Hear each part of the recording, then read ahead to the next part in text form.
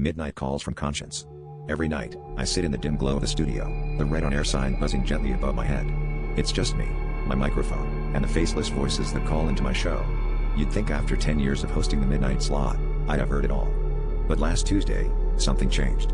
A raspy voice crackled through the line, whispering my childhood nickname, one I hadn't heard in decades. It jolted me, but I played it cool, thinking it was just a prank.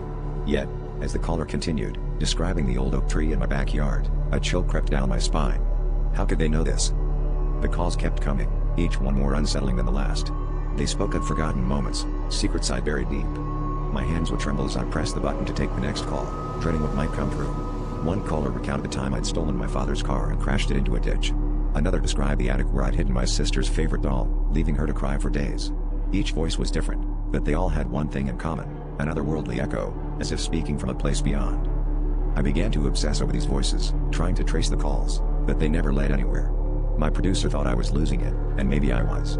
But then, a familiar voice came through, one I hadn't heard since the day of the accident. It was my old friend, Jack, who died in a tragic car crash.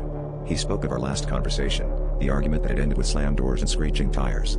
His words were thick with regret, but there was something else, accusation. My heart pounded, the guilt from years ago resurfacing like a festering wound. The climax hit on a stormy night, fittingly dramatic. The studio lights flickered, and the calls devolved into a cacophony of demands and recriminations. It was then I realized they didn't just want to remind me, they wanted justice. The final call was from a voice I knew too well, my own. It told of a life lived in shadows and lies, and with that, the line went dead.